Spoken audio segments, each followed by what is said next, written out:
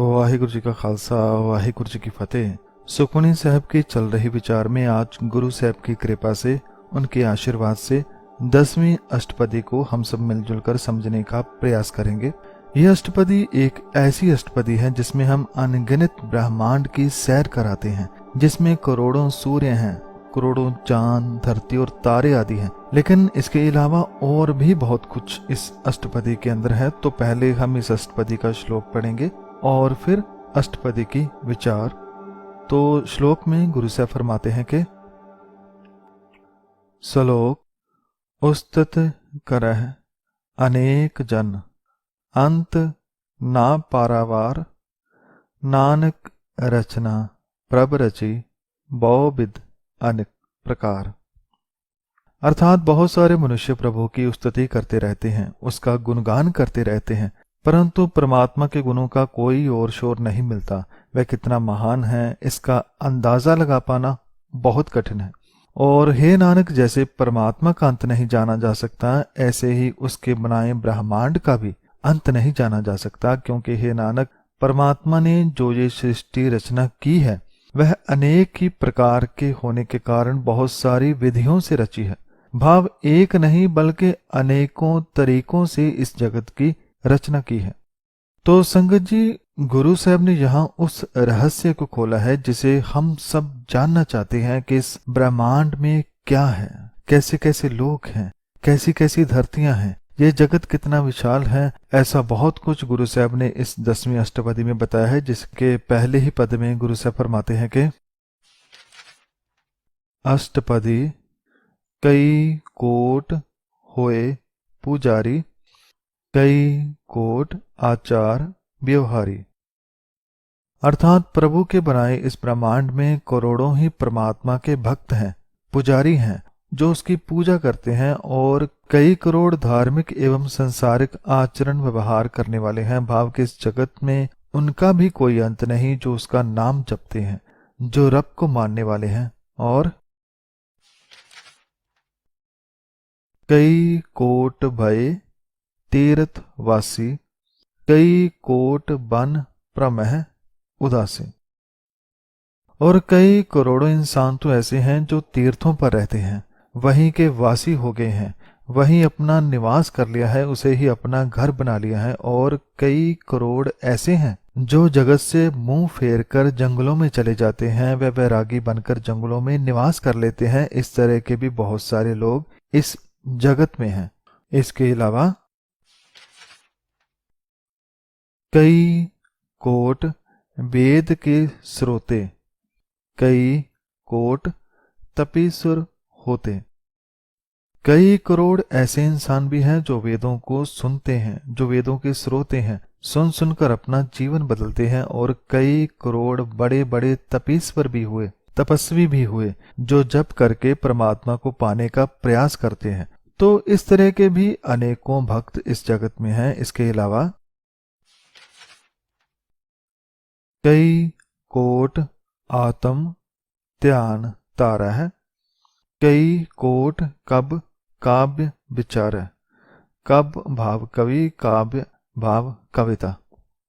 जहां एक तरफ कई करोड़ लोग तप करते हैं, वहीं कई करोड़ लोग ऐसे भी हैं जो अपने मन में उसे खोजते हैं, अपने आत्म में ध्यान लगाते हैं, अपने अंतर मन में सुरती को जोड़ते हैं। और कई करोड़ ऐसे हैं जो कविताओं द्वारा परमात्मा से जुड़ते हैं। भाव कवि काव्य रचनाओं द्वारा परमात्मा की, उसकी कुदरत की विचार करते हैं, उसे शब्दों में परोते हैं। और इस पहले पदे के आखिरी बंद में गुरु साहब फरमाते हैं कि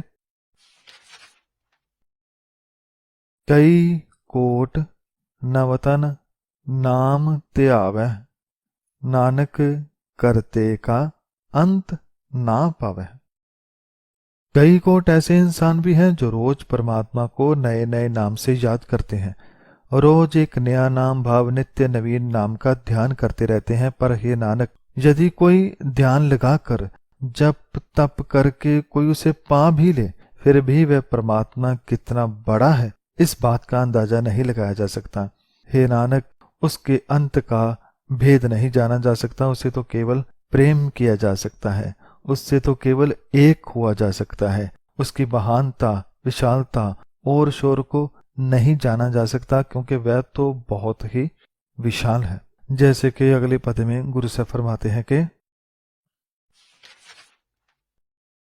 कई कोट भय अभिमानी, कई कोट अंध अज्ञानी। संगत जी, पहले पद में गुरु साहब ने इस ब्रह्मांड में से उन लोगों की बात की जो परमात्मा को पाने के लिए पाठ पूजा करते हैं।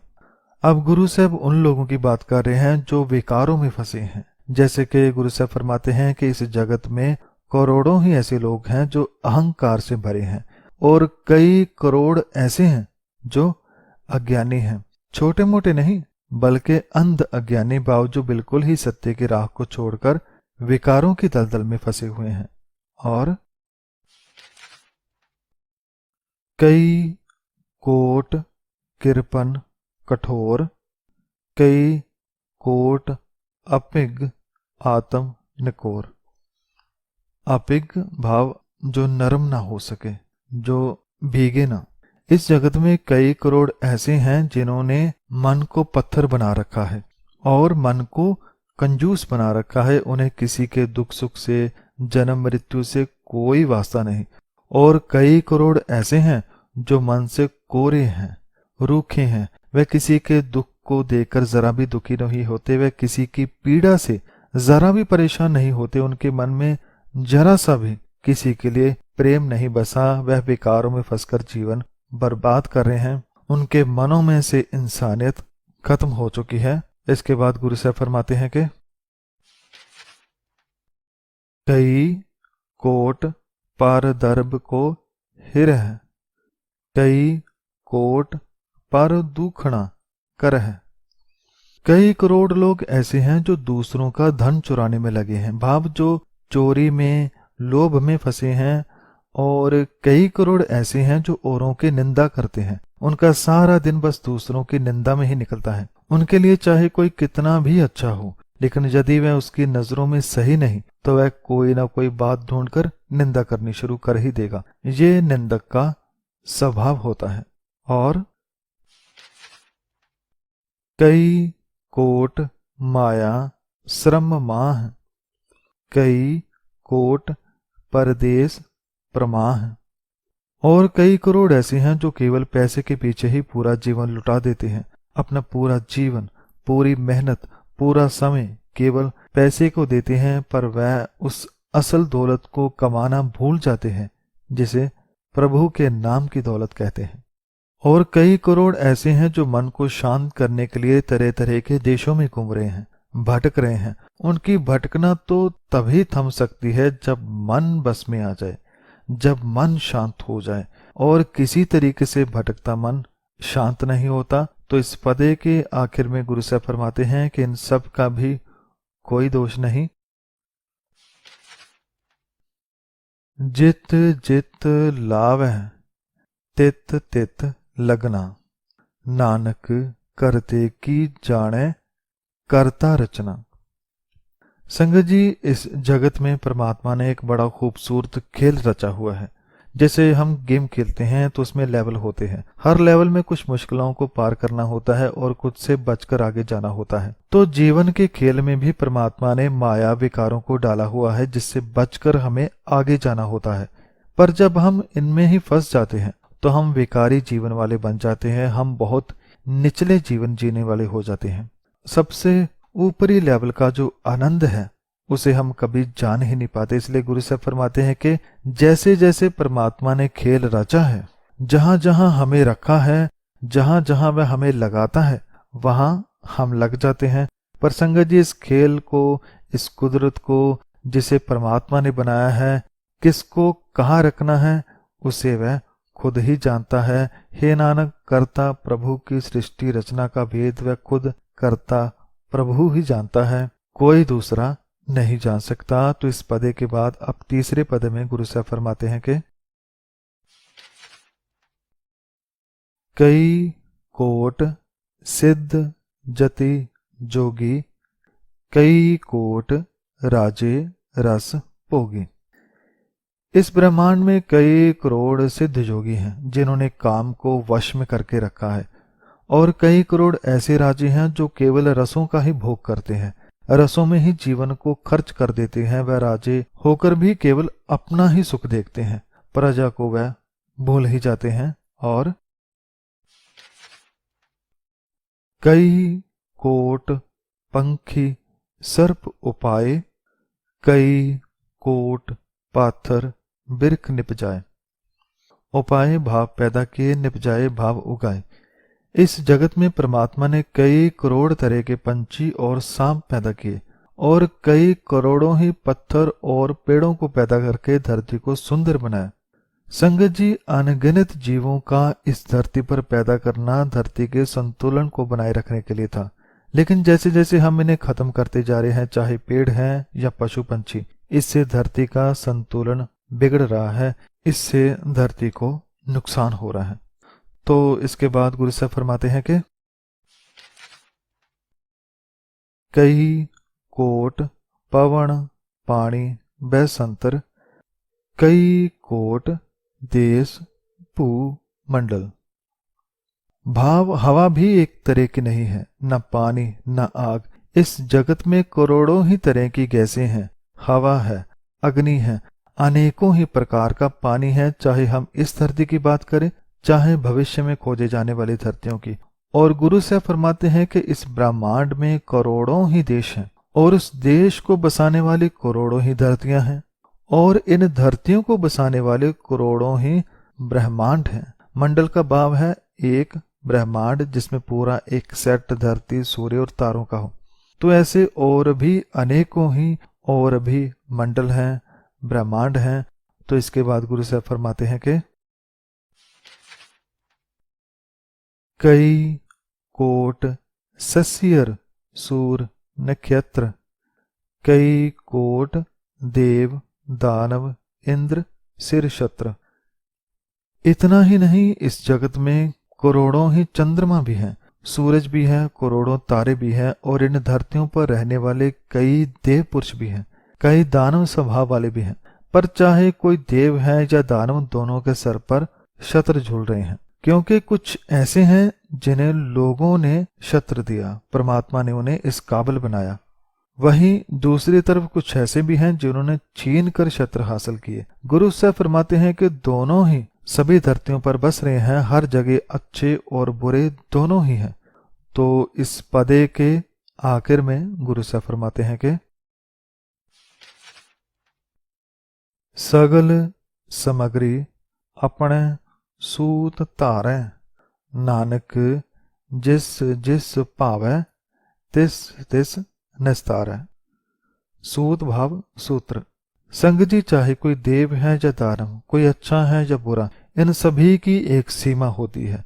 ये उससे बाहर नहीं जा सकते, कोई भी उससे बाहर नहीं जा सकता। इसलिए गुरु साहब फरमाते हैं कि सभी जीव जंतु पदार्थ जो कुछ भी है, ये सभी एक ही सूत्र से बंधे हुए हैं। जैसे धागा में मोती परोकर माला बनती है, ऐसे ही सभी अलग अलग जीव जंतुओं आदि को एक ही धागे में परोकर रखा है, बाप हुक्म में रखा है। और हे नानक, जो जो इस खेल को हुक्म को समझकर आगे बढ़ता है, वह परमात्मा को भला लगता है, उसे ही वह भव सागर से पार करा देता है, वह परमात्मा से मिल जाता है, वह जीवन की बाजी को जीत जाता है। अब चौथे पद में गुरु साहब इंसान के स्वभाव के बारे में फरमाते हैं कि वह कैसे कैसे बन गए हैं। कई कोट राजस तामस सातक, कई कोट वेद पुराण सिमृत अरशास्त्र। कई करोड़ जीव ऐसे हैं जो राजस तामस सातक भाव रजो तमो सतो तीन गुणों में फंसकर जीवन जी रहे हैं। संगत जी, इन तीन गुणों पर अलग सी वीडियो भी बनी हुई है, उसे आप देखकर इन गुणों के बारे में जान सकते हैं। और गुरु साहब फरमाते हैं कि कई करोड़ ऐसे हैं जिन्होंने खुद को वेद पुराण और स्मृतियों में ढाल लिया है, वे उन्हें ही पढ़ते हैं, समझते हैं। और कई कोट किए रतन समुंद, कई कोट नाना प्रकार जंत। नाना प्रकार भाव कई किस्म के। इस जगत में कई करोड़ रत्न हैं जो समुद्र में पैदा किए, और ना केवल समुद्र में रत्न पैदा किए बल्कि कई तरह के जंतु भी पैदा किए। जहां रत्न है वहां जंतु भी है। गुरु साहब इस पदे में जीव के स्वभाव के बारे में फरमा रहे हैं कि जैसे मन समुद्र में गुरु साहब ने अनमोल प्रभु गुण रूपी रत्न पैदा किए, वहीं माया भी पैदा की, जंतु भी पैदा किए, और ये अब हमारे ऊपर है कि हमें अपने समंदर में से क्या ढूंढना है। इसके बाद गुरु साहब फरमाते हैं कि कई कोट किए चिरजीव है, कई कोट गिरी मेर स्वर्ण थीवे। और कई करोड़ ऐसे पैदा किए जो लंबी उम्र तक जिए। जैसे हम इतिहास में भी पढ़ते हैं कि बहुत से ऐसे लोग भी हुए जो योग से अपनी उम्र लंबी कर लेते थे। पर उम्र लंबी या छोटी से नहीं, बल्कि उम्र परमात्मा के नाम में बीती है या नहीं, ये इंसान के लिए बहुत जरूरी होता है। यदि मन रब से जुड़ा है तो उम्र कोई मायने नहीं रखता। और इसके अलावा गुरु साहब फरमाते हैं कि इस जगत में कई करोड़ ऐसे पहाड़ पैदा किए जो सोने के सुमेर पर्वत बन गए। भाव कई ऐसे हैं जिन्होंने मन को पहाड़ की तरह मजबूत और सोने की तरह कीमती बना लिया है। ऐसे मजबूत और कीमती मन को कोई भी विकार गिरा नहीं सकता। और कई कोट जख्य किन्नर पिशाच, कई कोट पूत प्रेत सूकर मृगाच। जख्य का भाव है एक किस्म का देवता, किन्नर भाव जिसका सर घोड़े का हो और धड़ इंसान का, पिशाच भाव नीची जाति वाला, भूत प्रेत भाव वह डर जो दिखाई न दे, सूकर भाव सुअर, मृगाच भाव शेर मृग खाने वाला। गुरु साहब फरमाते हैं कि इस ब्रह्मांड में अनेकों ही जख्य भाव देवताओं के जैसे इंसान हैं, और कई ऐसे हैं जो इंसानी तल से नीचे गिर चुके हैं, जिनका कुछ हिस्सा अभी भी इंसानी बचा है। और कई पिशाच हैं जो पूरे विकारी हो गए हैं, अवगुणी हो गए हैं, और कई भूत प्रेत हैं भाव उनका मन डरावना हो गया है, वह खुद भी डरे हुए हैं और दूसरों को भी डराते हैं। और कई सूकर हैं भाव सदा गंदगी वाले विचारों को ही खाते हैं। और कुछ मृगाच हैं जो दूसरों का खून चूसते हैं, दूसरों का हक खाते हैं। और संगत जी, भूत प्रेत के ऊपर भी एक वीडियो अलग से बनी हुई है, यदि देखनी चाहें तो आप देख सकते हैं। तो इस पदे के आखिर में गुरु साहब फरमाते हैं कि सब ते नेरै सबहू ते दूर, नानक आप अलिप्त रहया भरपूर। परमात्मा सबके अंदर है, सबके पास है, पर जो उसके नाम से जुड़ता है उन्हें ही वह पास नजर आता है। और जो विकारी बन गया, जो मन से भूत और पिशाच बन गया, उनके लिए वह रब कहीं दूर ही है।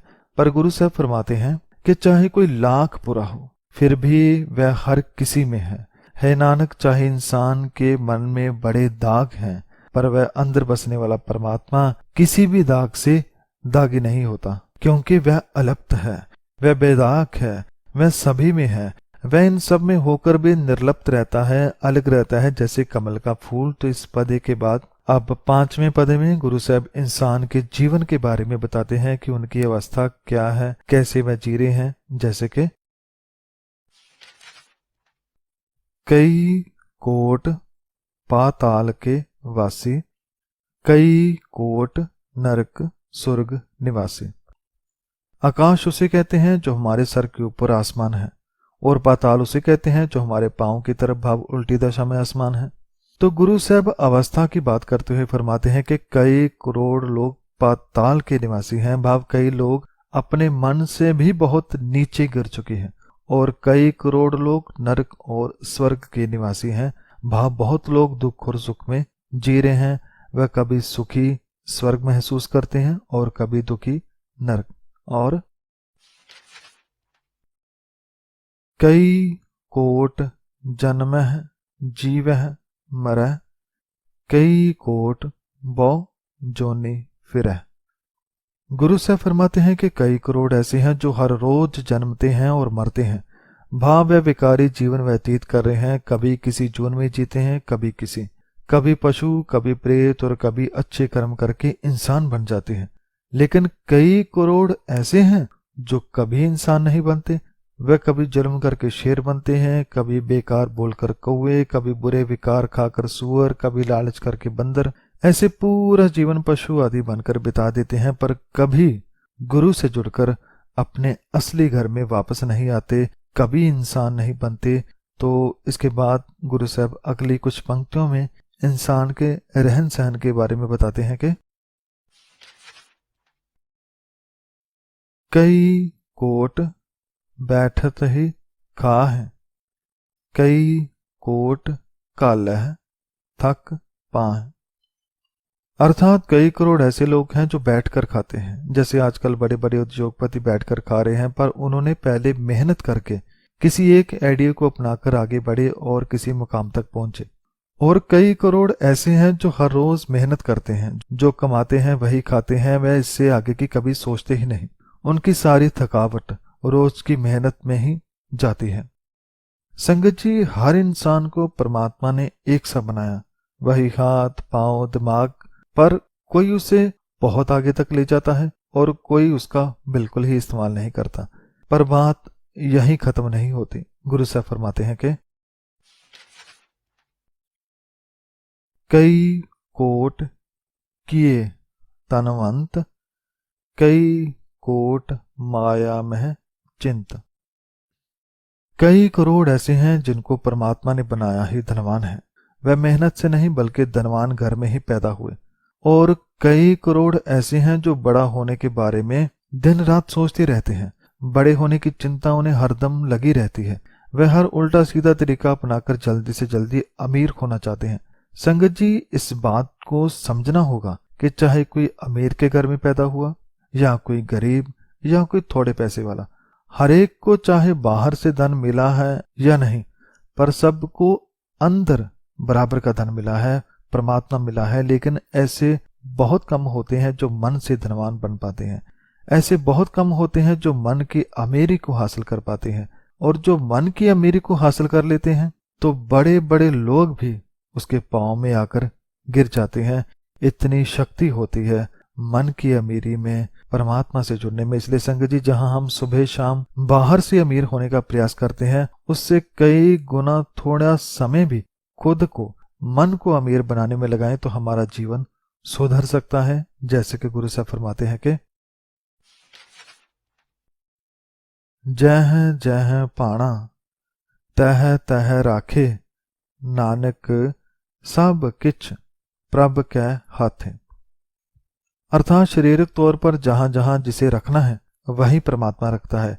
किसी को व्यापारी बनाना है या ड्राइवर, किसी को नेता बनाना है या दुकानदार, किसी को घर में रखना है या किसी को दफ्तर में आदि। है नानक, ये सब कुछ परमात्मा के हाथ में है। उसने सभी को उनके स्थानों पर रखा हुआ है। संगत जी, बात फिर वहीं पर आ जाती है कि परमात्मा ने हमें हमारे स्थान पर रखा है। हम सबको अपना अपना काम दे दिया है, पर जब हम दूसरे को देखकर चलते हैं तो हम और नीचे हो जाते हैं। और जब हम अपने ही काम को पूजा की तरह करते हैं तो महान बन जाते हैं। जैसे भक्त कबीर जी कपड़ा बुनते थे, भगत धन्ना जी किसान थे, भगत सैन जी नाई थे। ऐसे बहुत सारे भगत, कुछ गरीब थे कुछ अमीर, पर ना उनके काम ने और ना उनके परिवार ने उन्हें भक्ति करने से रोका। तो जब कोई भगत परमात्मा के साथ जुड़ गया, वह खुद तो महान हुआ ही, वह उस काम को भी महान बना देता है जिससे वह जुड़ा होता है। तो संगत जी, परमात्मा ने जो हमें ड्यूटी दी है उसे खुशी खुशी पूरा करें। ये ना सोचे कि मुझे कहाँ फंसा दिया। यदि परमात्मा ने हमें कहीं लगाया है तो इसका कोई कारण जरूर होगा, उसे जरूर ढूंढे। तो इस पदे के बाद अब गुरु साहब भक्तों के बारे में फरमाते हैं कि कई कोट भय बैरागी, राम नाम संग तिन लिव लागे। इस ब्रह्मांड में कई करोड़ ऐसे भक्त हैं जो वैराग्य भरा जीवन जीते हैं, जिन्हें परमात्मा को मिलने की तड़प लगी रहती है और उनकी लिव राम के नाम के साथ जुड़ी रहती है। वह चाहे कोई भी काम कर रहे हैं पर मन में राम का नाम ही चलता है, परमात्मा का गुणगान ही चलता रहता है। और कई कोट प्रभु को कुजंते आत्ममह पार ब्रह्म लहंते। और इस जगत में कई करोड़ ऐसे भी हैं जो प्रभु को खोजते रहते हैं। संगत जी, जो खोजता है उसे मिलता जरूर है। हो सकता है शुरू में हमें रास्ता गलत मिल जाए, हम गलत रास्ते पर चले जाएं, पर जब हमारा सवाल सही हो, हमारी खोज सही हो, तो हम सही ठिकाने पर एक न एक दिन पहुंच ही जाते हैं। गुरु साहब फरमाते हैं कि जो खोजते हैं वे अपने अंदर ही उसे पा भी लेते हैं, उसे भीतर ही खोज कर अपनी आत्मा में ही परमात्मा को पा लेते हैं। और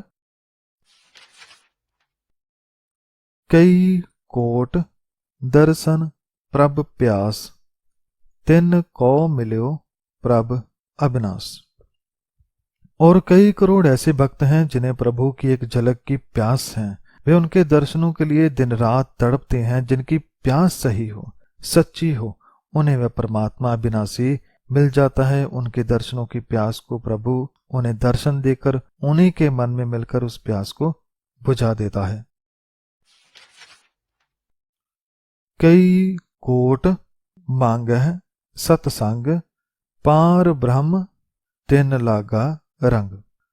कई करोड़ ऐसे हैं जो सत्संग मांगते हैं। वह चाहते हैं कि हम सत्संग में जुड़कर सत्य के साथ जुड़ जाएं, हमें भी सत्य का प्रकाश हो जाए। तो ऐसे मनों का पार ब्रह्म के साथ रंग लग ही जाता है, प्रेम पैदा हो जाता है, रब से उन्हें इश्क हो जाता है। किसको? जो सत्संग मांगता है। तो संगत जी, इस पदे के अंत में गुरु साहब फरमाते हैं कि